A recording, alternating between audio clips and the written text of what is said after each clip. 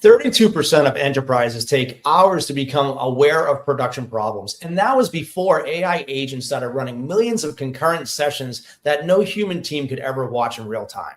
My name is Paul Nashawaty. I'm the practice lead and principal analyst, and this is the AppDevANGLE. Today, I'm joined by Keith from Conviva. This is a company that is a business of real-time experience intelligence long before AI observability became a conference buzzword. Keith, I'm glad to have you on the show. Great to be here. Why don't you tell us a little bit about you and about the company? Great, thanks. Great to be here. Thanks for for having me. So first, for me, I've been in technology about 35 years, and it's super exciting because right now I think is one of the most exciting times in my 35 years to be in technology with AI coming on and now agentic, because I really believe it's not an evolution, it's a revolution. So I think the excitement, the potential, the promise is massive, and so it's a lot of fun to be a part of it in the marketplace, and that's really where Conviva sees where we're going to play. And I think we play a big strategic part in that, is that we started the company 20 years ago really around internet business experience. That if you're going to put anything out on the internet, you're going to put anything out in the digital world, you need to measure it. Not just measure the systems, but you have to measure, is it performing at the endpoint the way I want to? And at that time we picked video before the streaming market hit. And we were measuring video quality and showing video publishers that you need to understand the video experience, not just whether it worked, it came on, but really the things that the human eye can see: resolution, pixelation, buffering issues. So we were talking about experience when it came to video, because you have to understand what the viewer experience looks like for you to have a successful video business. And now it's replicating itself as this new agentic future is starting to unfold, as companies are looking at using agents to interface with employees or users, and using agents to interface with consumers.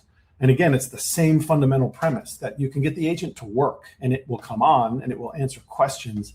But the reality is, as a business owner, as a product owner, you really have to understand what is the user's or the consumer's experience with my agent. It is not enough to just understand the quality of service. You have to understand the quality of experience. So we're really excited. We built a very successful business measuring the largest streaming apps in the world today, still big customers of ours. And now we're excited because we're at the forefront of this agentic marketplace and really positioning a very unique and what we think is a differentiated agentic strategy.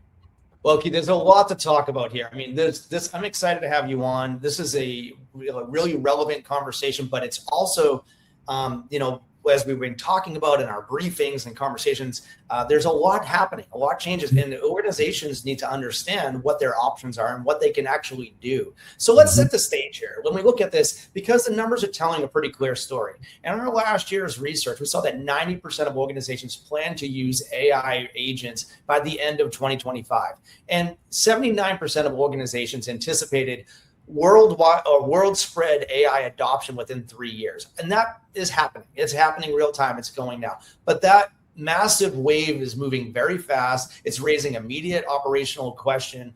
Are agents doing the work, and who's watching the agents, right? And that's something we have to think about here. But when we think about this, here's what makes the moment interesting from an analyst perspective, right? Enterprise teams are not building most of this themselves. 71% of organizations are sourcing agentic AI capabilities through platform vendors, and 68% engage in IT or consulting service providers, while only 32% are building agentic AI capabilities primarily in-house. So you've got a situation where the majority of enterprises are deploying agent-powered experiences through vendor platforms, but the observability layer and the ability to actually see what those agents are doing and the experience, they're creating this for the end user. It's still a massive open question, right? So when we look at Conviva and what we're doing, when you fill in the gap, you talked about, tying these insights. You have a sophisticated multi-agent pipeline in the world. It's from what I can understand. You're doing things that a lot of vendors are not doing, and you're solving problems that people are doing. But when you look at this, what can you see from the experience of producing in real time?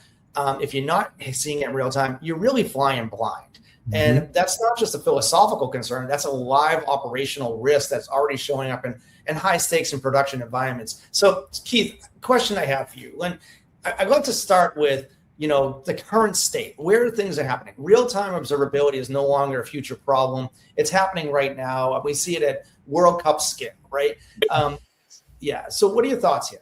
That is a great starting point, because I think the World Cup, we're doing the World Cup right now for 20 different broadcasters and 20 different streamers right now. We're almost 30 million daily peak concurrents that we're managing as we speak. So we understand large scale deployments of any technology into a business or into the marketplace. And you touched on it. The real-time nature is absolutely critical. Anybody that deploys an agent for any purpose, by the way, the goal should be that you have a real-time connection to how it's doing what you think it's supposed to do. It's not a mature technology. And the reality is, as you mentioned, it's coming on fast. And it's not an if, it's a when. There's no question now. But it's still immature no matter when you pick your time that you're going to do it. And whether you use someone else's agentic framework, you buy an agent from someone else, or you build your own, it doesn't matter. The key is that that agent is going to be talking to either your employees, your users, or your consumers. And if you don't know what that is doing to those constituents, you could be in real trouble. And that's why we said in video, you need real-time analytics. You can't find out tomorrow that you had a video quality problem, because people will just leave, or people will stop using your service. And it's the same with agentic. No matter where or how you're deploying an agent, you have to have a real-time, not sampled, but a real-time full census ability to see what's happening. Is it doing what I think it's supposed to do? And then beyond the fact that it's working, are people happy with it? Because measuring an agent outcome is just one small piece of the puzzle. It could frustrate people that get to an outcome, which means they're never coming back. So it's not sufficient to just say it worked and it got people to an outcome. That's not good anymore. You need to see, as it's happening, what is the sentiment of my users with my agent? If it starts to fall, you don't wait for them to leave. You need to intervene immediately and understand, what are the things I can do? Whether it's a third-party agent that you're using or your own, you need to be able to diagnose and make changes as it's happening, because that's your business, that's your users. So regardless of where you got the agent from, the impact is yours. So you should have the real-time visibility and control to see, is it doing what I'm planning it to do, or that I anticipated it to do, or is it affecting my business in a negative way? And when we look at this, right, this is actually a really important point here. Why are traditional models not working? Like, if you're using traditional setups and I've been doing this the way it's been working, and we're analyzing the data. I know that you can say that automation and the scale is an issue, but it's more than that. Would you agree? Yes, absolutely. And by the way, there's a big difference between models and agents. Right? The models are the big, Death Star. They have everything. That's where everything operates. But enterprises, product teams, businesses should not be operating at a model level, because now you're talking about a global update, a global intelligence update. Anything you share, everybody gets access to. And in particular, the models update much, much slower. They're great general purpose. They're great general intelligence, general AI capabilities, but the real tuning and the real enterprise value will come from agentic, meaning that I build something that automates my workflow. I build something that talks to my consumers. I build something that calls my data sources separate from the model. So that's a big distinction here, is that anyone who's looking at using AI, and I hear people say, oh, AI, okay, that's like a category. The key is, do you understand how agents work? Do you understand what you need from an agentic perspective? Because the world will not operate on models. That's not where the majority of the business will be. It will not be where a majority of the automation comes from. A majority of the market and the world will be agents. And that's why Mark Benioff at Salesforce said, the future is about agents. There will be more agents than people in the world in the future. And so that's where we believe you should instill the intelligence. It's where you should have the real-time visibility. And that's really where you should be betting on the right outcomes and building the right experiences to the right outcomes to either your product or for your business. So let's talk about that a little bit more, because I think if we look at this, you talked about future, you talked about the next generation, you talked about the wave of things happening. Agents are generating behavioral signals that really existing tools were never designed to capture these signals, right? So I kind of asked that question of in the lines of, we know what the heritage tools can do, but that's a point in time. Right. And that's not the right approach. These signals that are coming out, let's talk a little bit about that, because what you are doing is interesting and it adds a lot more value to the delivery, right? And it adds value to the insights of what's happening. And, you shared with me this 5-pillar model. I think that is kind of an important thing to kind of go through. Let's look at that a little bit. Absolutely. No. So you touched on a word that really, really matters here, which is patterns. We are investing heavily in pattern creation, not funnel steps or journeys, right? Fundamentally, agents are not software. So that's something people have to understand. Agents are not software. And the biggest distinction between an agent and a piece of software is very deterministic. Buttons are put in places that people do things, and when you click that button, something specific happens. And you build your software in very specific pieces, and everything is in front of you. So there's nothing dynamic. There's nothing that isn't prescribed or pre-built. In the agentic world, all that goes away. It's now a conversation. So everything becomes dynamic. You can no longer have a deterministic path. You can't have a deterministic event. You have to unpack a conversation and convert that to a pattern. I have to understand when you're having a dialogue with an agent, what was your intent? What were you trying to get done? What were you asking? What was the topics that mattered to you? Those are all semantics layer that you have to unpack from the conversation. And then you have to create a pattern. What is the behavior pattern that I engaged an agent? And all of those things are completely unpredictable and very dynamic. So that's the first thing, is that as we move into measuring agents, or if you're starting to really understand what you want the agent, or how you want the agent to work, the first thing is that you can no longer operate from the old tool sets. They're all done. They're all in the past. Those are all deterministic software steps that are built into old capabilities. Now you have to move into a world of very flexible, dynamic semantics unpacking and creating patterns so that I can understand what people were trying to do, not from whether they clicked a button or not, but because they used a specific word or they asked for a very specific question.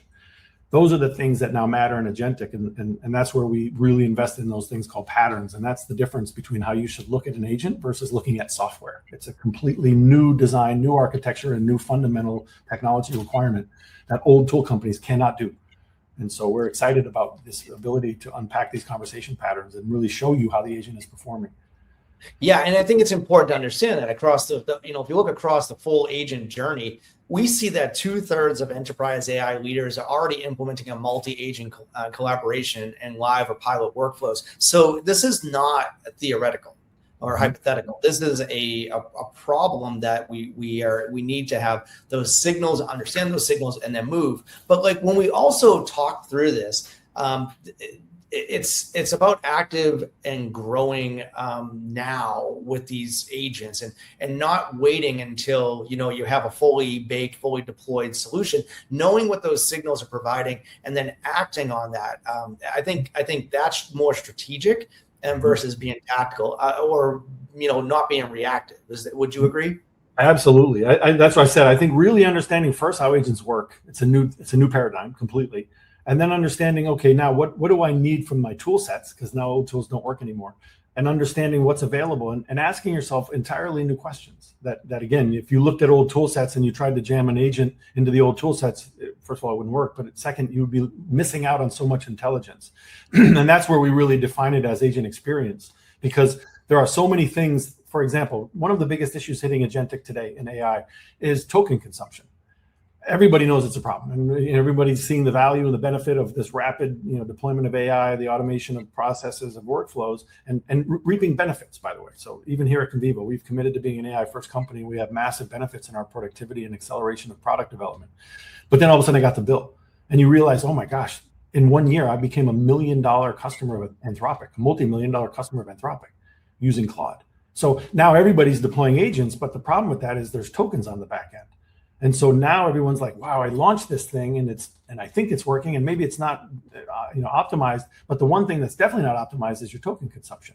So if your agent is wasting time, if it's asking questions multiple times or it's frustrating consumers, not only are you losing a user or a consumer, you're spending money on tokens.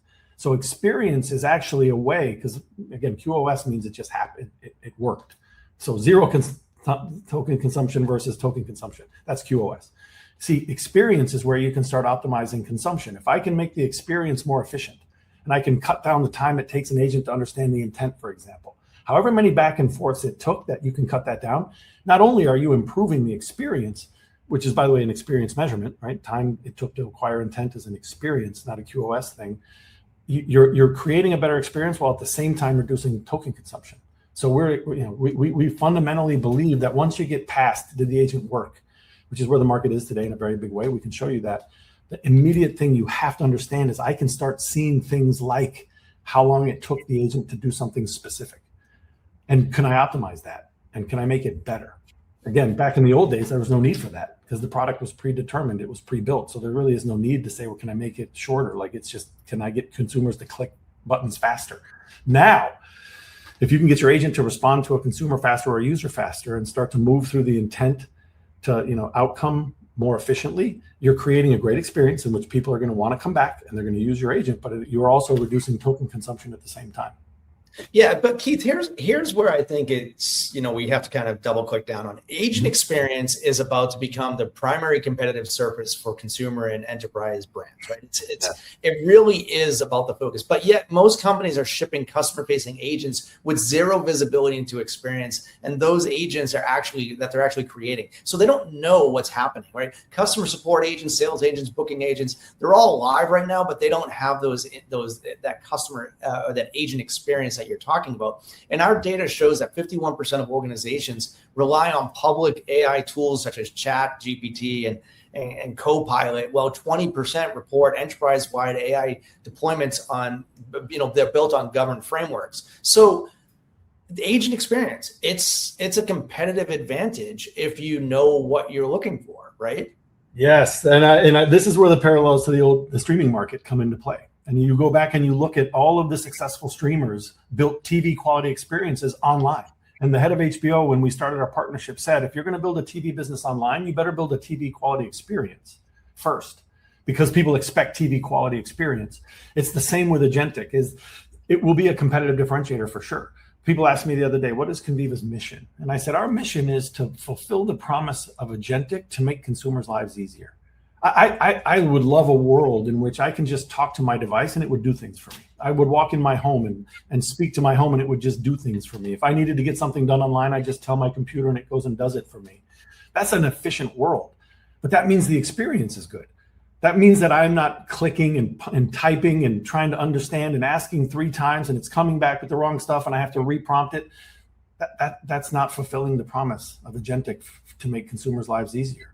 So we really take it seriously that experience is the competitive differentiator for businesses to build lasting consumer or user relationships. And the fact that their agent is so streamlined, it's so efficient, it's so good at getting me to the outcome I wanted, I'm going to come back all the time. Versus if you don't, you're going to fail. And that's where if you go look back at the streaming market, it was the same thing. People would have launching video products. And if you didn't look at experience, you failed because you didn't understand consumers didn't like the product you were pushing out. They may have clicked play, but they left. It's the same thing here. The successful streamers knew, the Disneys, the NBCs, the Paramounts of the world knew experience, HBO knew experience mattered and they won. It's the same in agentic. If you're not thinking experience, you will fail because you're going to lose to those that have a better consumer experience, that consumers enjoy dealing with your agent versus frustrating.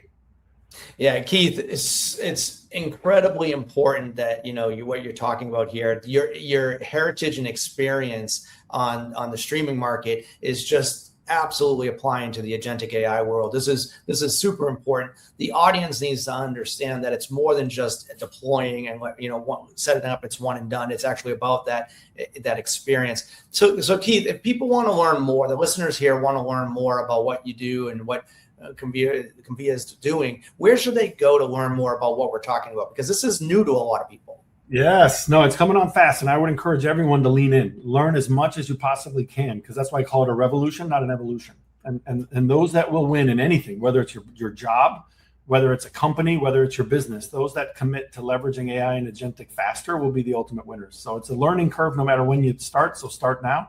You can come to our website, conviva.ai. We have a LinkedIn profile Conviva LinkedIn profile, and then a lot of different social media, YouTube. We have a YouTube channel in which we publish a lot of videos. Our website, we publish a lot of blogs, but or get to me in LinkedIn. I'm happy to have any conversations around anyone who's considering this. And what are the things that we've already seen as companies launch these agents into the wild? And what are the gotchas and the things that you need to be aware of so that you have a successful AI or agentic launch? Because not launching is not an option. Well, Keith, thank you for your insights. And this has really been great having you on the podcast today. I think the audience will get a lot out of this discussion. It's definitely something that's top of mind for people trying to understand how to maximize the ROI on their AI investments. But thank you for being on. Thanks for having me. This was a lot of fun. I appreciate it. Absolutely. And a big thank you to all of you who've tuned in. We do appreciate you being part of the AppDevANGLE community. But for now, that wraps up this episode. And we'll be back next Wednesday with another conversation diving into the tools, trends, and talents shaping the future of application development. So whether you're deploying at the edge, building with AI, or modernizing your cloud stack, we've got you covered. Be sure to follow us on social if you have any thoughts, questions, or just want to connect. Until next time, stay curious and stay building.